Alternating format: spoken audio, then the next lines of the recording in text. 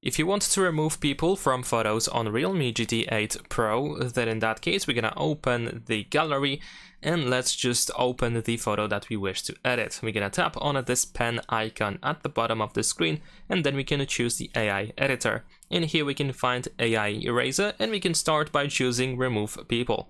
So we're gonna select this option.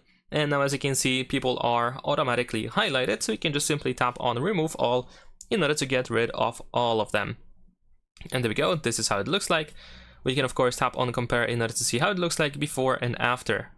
I think it looks really great, but as you can see there might be some leftovers after removing some people. So what you can do is you can tap on the smart lasso, for example, and you can try to select the area that is still left over, and hopefully the phone can pick it up and remove the selected thing. And there we go, in my case it works wonderfully.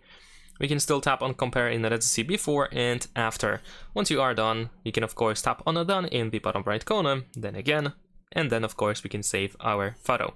And there we go, we have before and after. Subscribe to my channel.